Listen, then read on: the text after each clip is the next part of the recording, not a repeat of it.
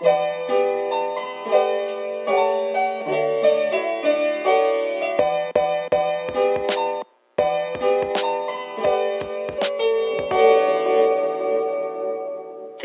of her,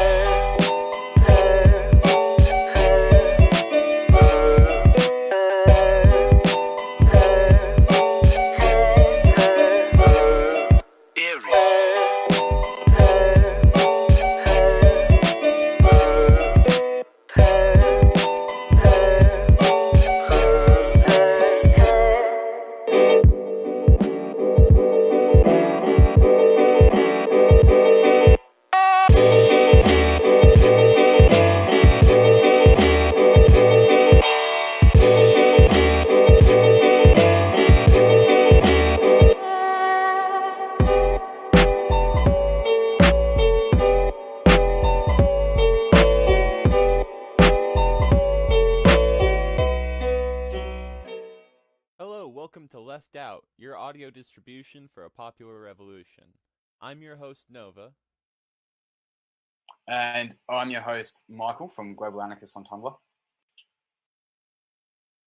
And today we'll be talking about J20 and what went on there, the women's marches, the Black Bloc.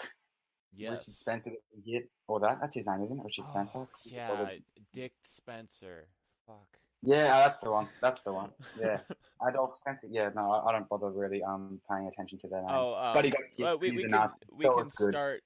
can start with that little victory. Yes. How about it? In case our viewers, our listeners haven't heard,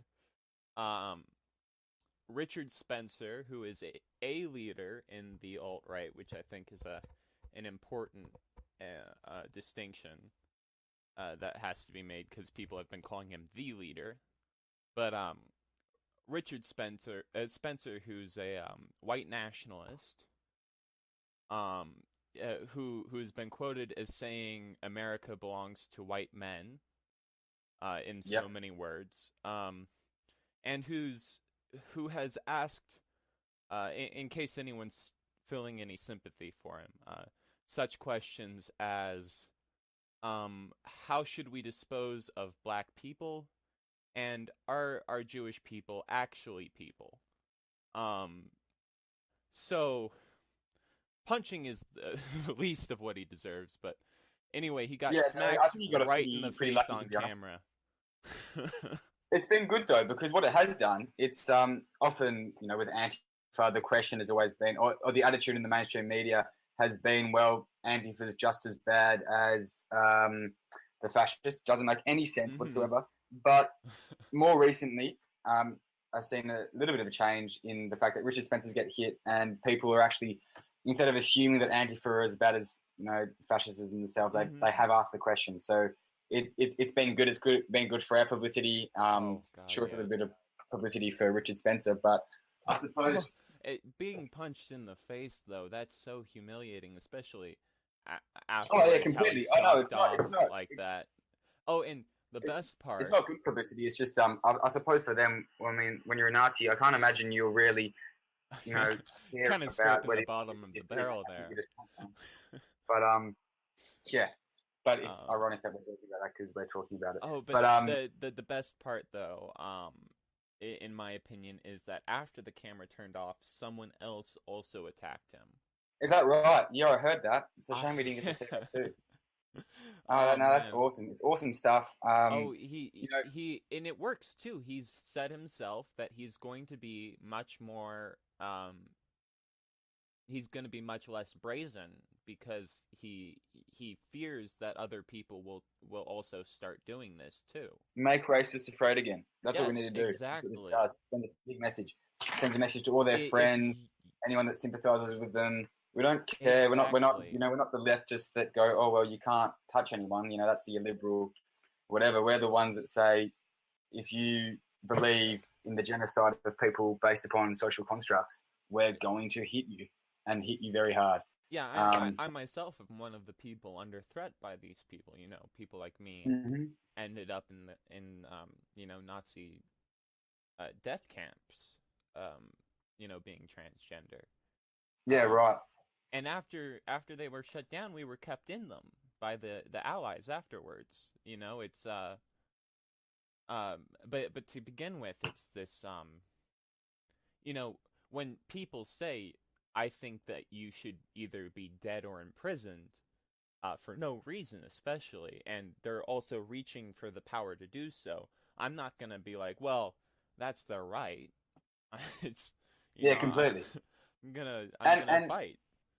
and to half play devil's advocate here, usually the response to that is, well, that's just what the Nazis want. Just No, in they reverse. don't. But that's the thing. It's not because one hatred, or our hatred is justified for Nazis. There's a reason. There's rationale to it. Mm-hmm. There is a line of thought and an ideology based in fact behind the hatred for Nazis. Nazis, it's literally just, you're different. I don't like you. You're weak. I'm going to get you. And look, it's completely ironic, isn't it? Because they talk about how the strongest always mm-hmm. wins. You know, it's about survival of the fittest. And they're the ones that need safe space and to be protected. I say safe spaces, ironically. Obviously, those are important within context. Well, yes, but when you know, that's what they're calling for. They're calling for they're calling that's for what they've always done is say that there's a certain set of standards for us. You know, we should grow up, be be more mature and willing to put up with the dangers they put us through because that's convenient for them. And then when it comes to their own treatment, they want to be entirely coddled. You know, why don't I get free speech? Because you want to destroy free speech. That's what you're saying to do.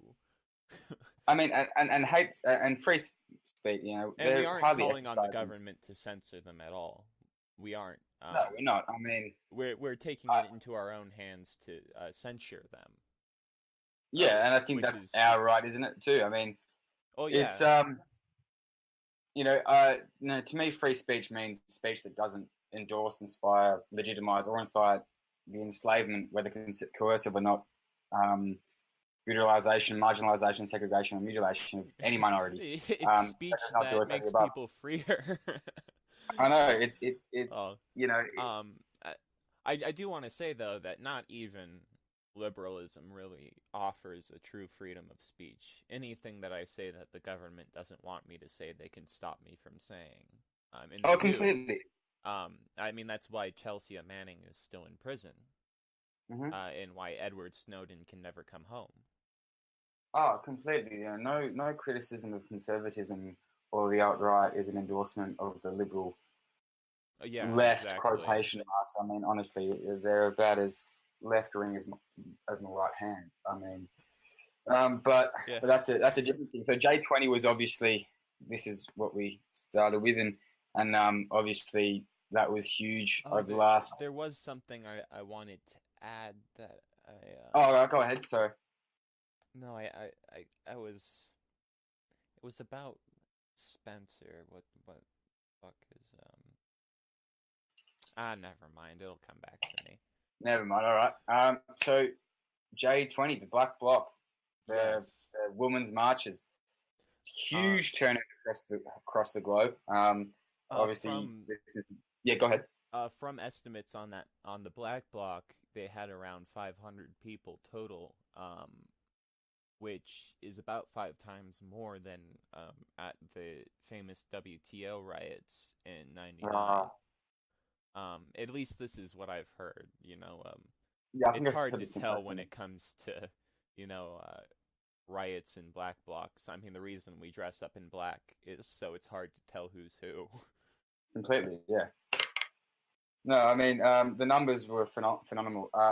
What that word? I probably mispronounced that, but that's the one. It's the strike in Oakland is incredible. I mean, the dock workers there, the fact that they've actually had a political stance or made a political statement through industrial action is obviously it's inspiring for anyone who's left leaning, like properly left leaning. Especially because there is there's this kind of feeling that labor power is no longer viable anymore among many leftists, and I don't think that's true. I think it is possibly even more instrumental than ever because we have this capitalist machine that's very sensitive, you know? It's the reason they have to have so many police is because taking out one piece disrupts a whole global supply chain.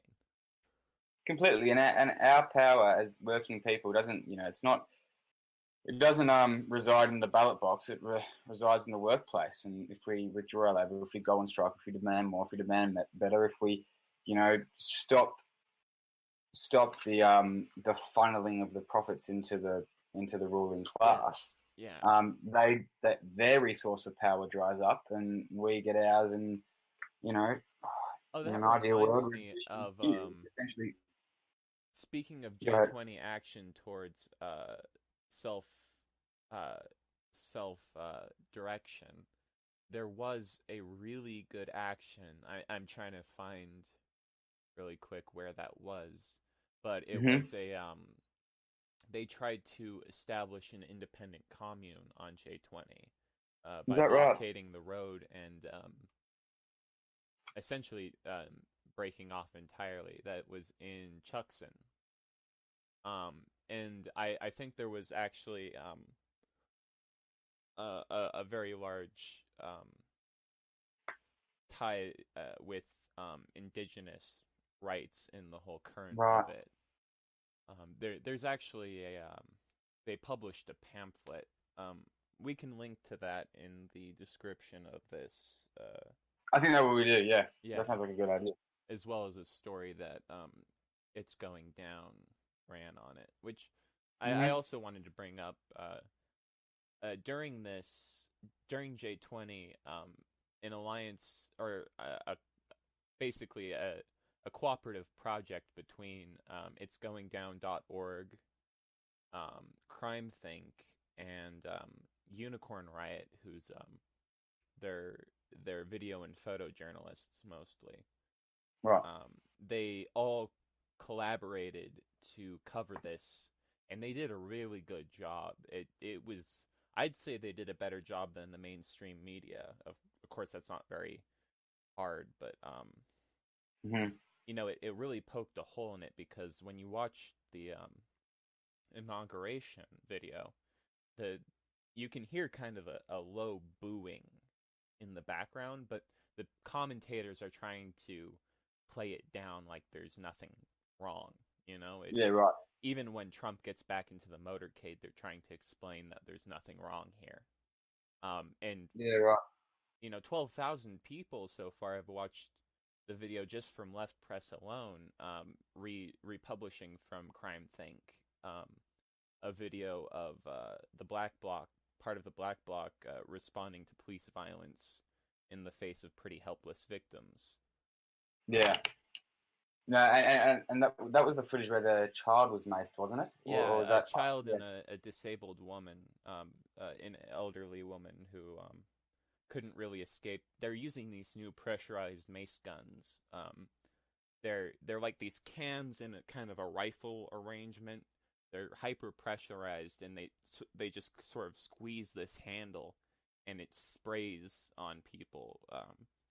It looks like fire hose kind of pressure, right, okay. They busted those out now for this specific event. No, it's obviously, that's a big issue. That's another issue facing, us in the future as activists, etc. Is the militarization of the police. And I mean, there's this photo meme kind of thing, not meme, but whatever, been circulating through Tumblr, and you see, tell me which one are the photo of the army and the police, and it's these people in tanks with dogs and with all this gear, and you think, it's all military, and you get to the bottom, it's like, no, this is all police. Now, there's reputable, that source may not be as reputable as, but really from what I understand, the police are that militarized, and it's certainly an issue. That sometimes they're actually see, what happened is for Iraq and Afghanistan, Halliburton and such companies that were involved directly with the government Dick Cheney being on their payroll while he was vice president. Um, they manufactured all of these weapons and basically materials for the occupation of Iraq and Afghanistan. Right. And the old equipment, as it got as they started cycling in new equipment, got handed down to police so that they could recoup. The federal government could recoup part of that, part of the money it had spent. Yeah, right, okay. No, it's just a money-making machine to remote control. Yeah, no, it's a It is exactly Isn't it the most lucrative trade in? Isn't the arms trade in the weapons it's the most trade? lucrative trade in the world, isn't it? Yeah, Something like that, or at least in America. It's among the top, or at the very It's up least, there, yeah. It's the money to be made is ridiculous. the people who control the arms industry are some of the wealthiest people. They're considered the 0.01%. You know, the elite of the elite. Because they sell both weapons to both sides, and then it lengthens the war, which means that they get to sell more weapons. It's Oh, completely. No, it's a money making machine. It's what they want. They want war. Yeah. War is profitable.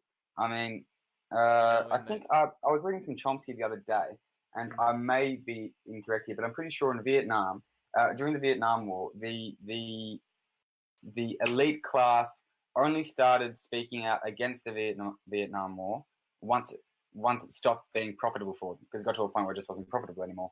Obviously, there was no public support, very little public support, and it wasn't. Now, I've talked to leftists about this, and they don't really enjoy this opinion too much, but it really wasn't just the people that forced, the withdrawal from Vietnam, etc. It was the fact that it stopped being profitable, because I don't think the ruling class cares enough about the public opinion on a foreign war when it is making them millions, billions, etc. So especially since it's obviously they were already pursuing a strategy to stuff down dissidents, especially among black communities, which had always been the largest threat to. I think you'll find actually that if you look through history, it's always been Native and black communities, especially unassimilated and even resistant, dissident communities of black and Native people who have been the biggest concern of the U.S. when it comes to domestic issues. And from what I understand, it's relatively cultural throughout. I mean, the NRA, that's not associated with the government, is it? No, it's and not. Unless you only count time all the NRA the has ever called. they own.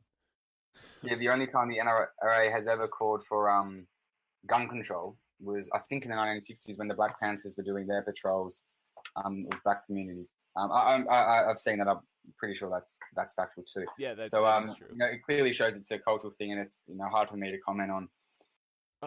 It's about there's sort of two strains, which is actually a very relevant issue right now. There's always been a kind of domestic ruling class, people whose ownings are within the nation, and that counts for people like Trump, who are real estate moguls, right? Yeah, among other things.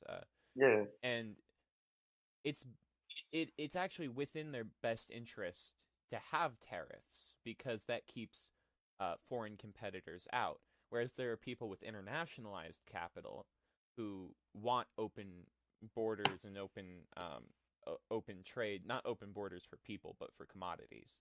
And so they go for things like NAFTA and CAFTA, free trade. Yeah. And so this is sort of this doesn't represent what it's pretending to represent, which we already, I'm sure you already know this, that Mm-hmm. Even though fascism pretends to be populist, or really this is a sort of neo-nationalism, which, as compared to neoliberalism, it pretends to be populist, but it serves a certain ruling class that is different from another ruling class.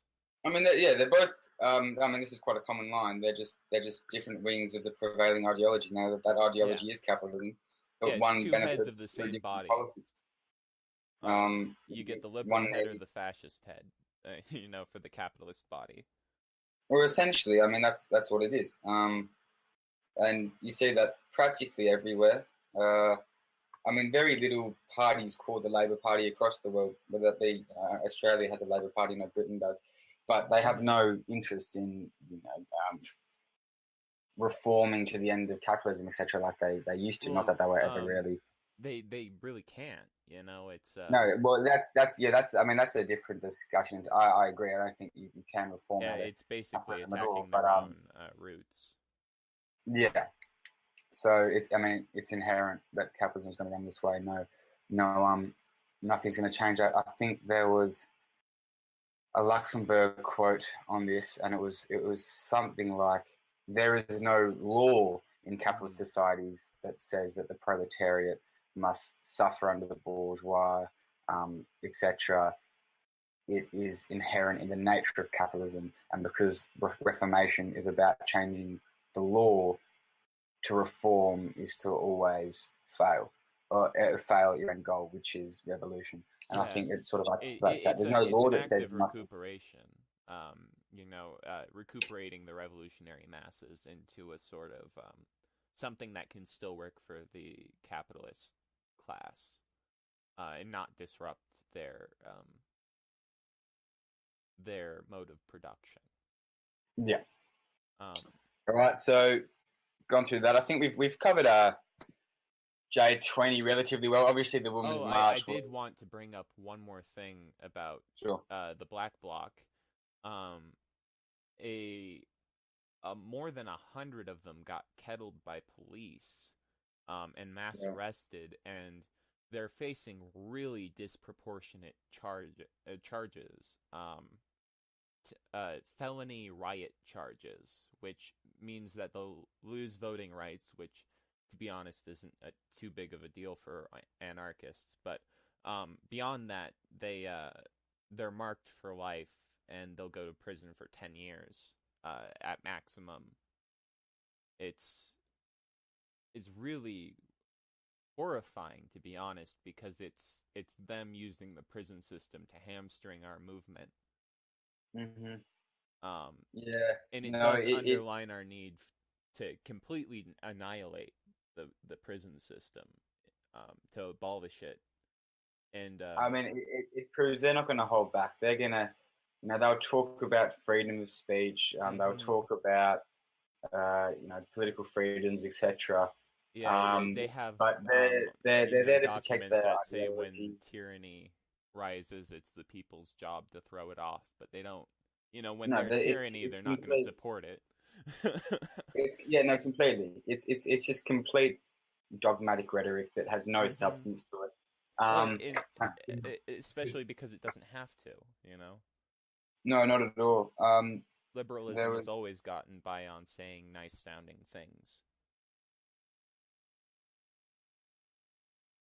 You still there? Yeah. Oh, sorry. No, I'm just trying to find. I remember I read a book for school once that had a really good quote on something like this. So it's the ruling group found a wonderfully useful device. That device was the language of liberty and equality, which could unite. This is just about the American Revolution, which could unite just enough whites to fight a revolution against England without ending either slavery or inequality. So essentially, they're still using that device. They're using the language of liberty and equality without ending or any intention of ending tyranny or inequality.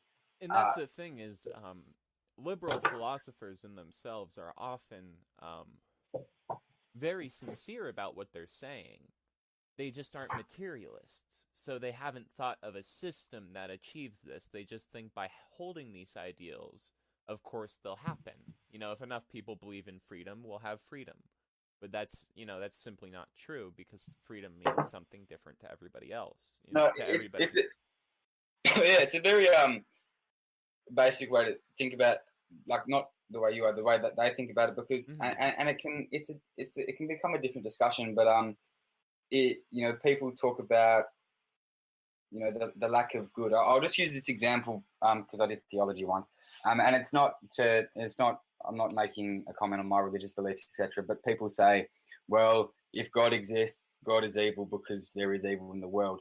The theological question is that retort to that is, well, there is also evil in this world. There is the devil, etc., and he or whatever you want to call it, and the evil also has a say on the world today. Now that's the only example I could use. It's not making a comment or whatever, and it's a very Christian-based thing. But essentially, what I'm trying to say is, sort of trying to back up what you said here, is that no matter how much good intentions or etc. or good we think we have in the world, or that we can just think of, and it will appear there are evil forces with ill intent that want to rule, want to dominate, and that do not care for the average Joe. And that is where the source of evil is. A source of what's wrong in the world is it's in the people that want the system to be the way it is. They want this evil to continue. They have they don't even have to think of it as they usually will actually come up with some structure of thinking that makes what they're doing a good thing.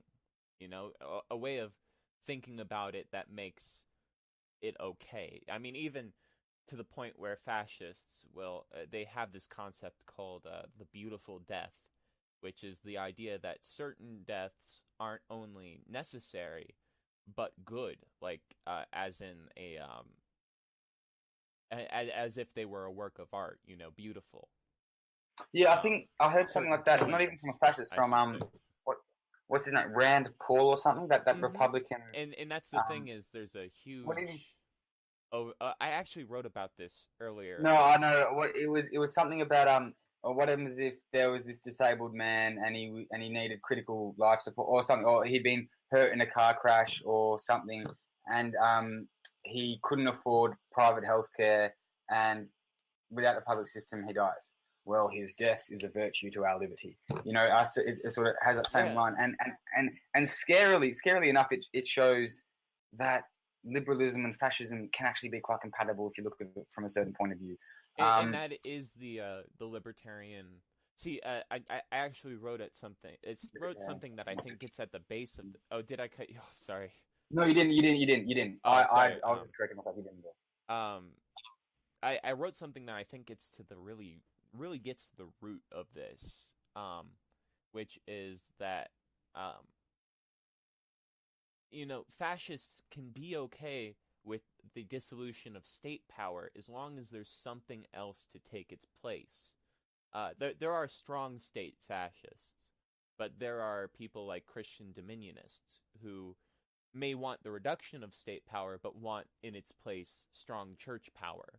Or there are an authoritarian fascists. Or there are even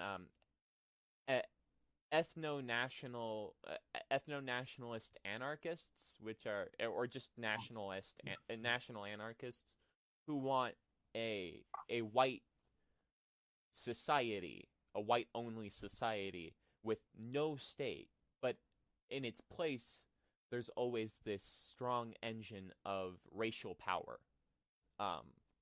So like a Ku Klux Klan sort of arrangement. And there are fascists who want reductions in state power. There was even that one guy, I don't remember if he was anti-authoritarian, but there were some, I don't want to use the word manarchist because it's become sort of detached from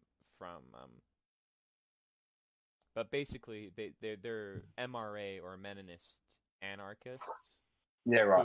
who think that they can like reduce women to basically farm animals and have a society of men and everything would be solved.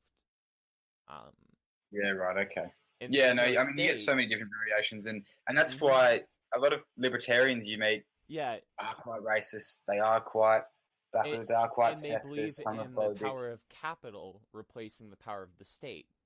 And so there's still these powerful reactionaries, the I mean, Libertarian a lot Party. of the alt right talks about being anti-authoritarian. Yeah, I know Milo Yiannopoulos decentralized, talks as about they that. say. Yeah, no, Um, it's and clearly. that's why I made the distinction that Spencer is a leader in the alt right. Yeah, yeah, it's a dynamic movement. There are many forms there. Yeah, He represents one ideology within the outright.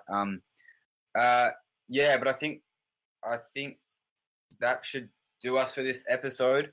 yeah. We can. Didn't really That's get onto the Women's March, but obviously it's been inspiring to say that across the globe. I think it was something like 37 countries or something. well. We've done 30 minutes so far. We could give it another 15.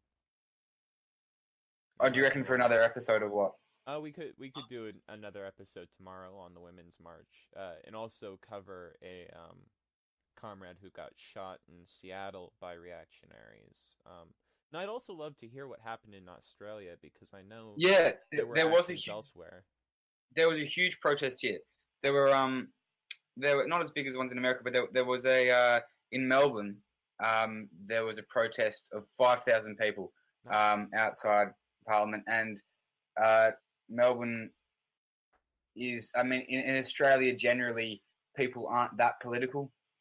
There's a general apathy towards politics. Mm.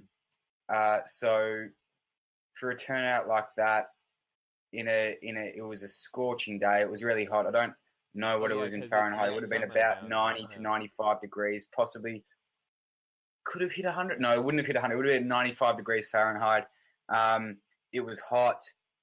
Well, I mean, Um, we Thousands do of really people there. appreciate the solidarity, of course. No, I Internationally.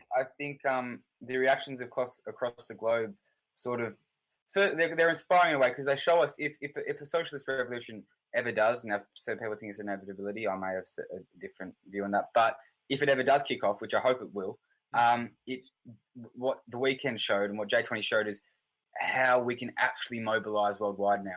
We Yeah, rarely can organize things on a level that is unprecedented, and yeah, um, exactly. and And and yeah, it you go shows ahead. there's an international solidarity.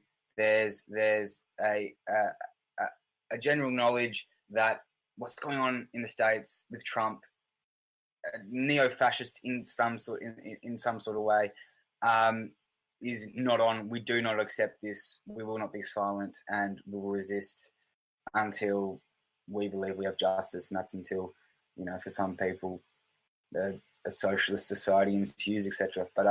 Yeah, But yeah, that's I think just on the Women's March is just so inspiring, and yeah, we can go into that into another episode. There will be one soon, anyways. So yeah, yeah.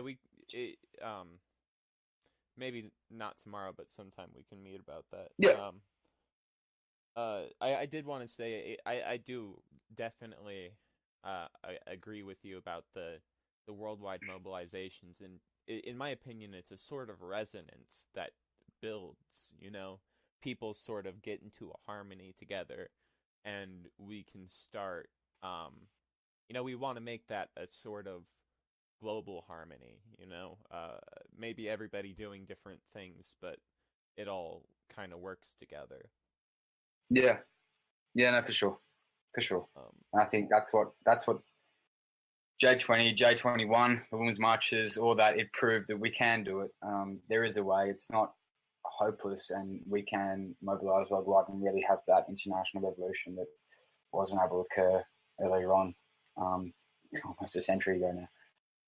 I want to thank our listeners for tuning in, and the intro and outro song is "Her" by Erie, and we'll list the link to that in the description.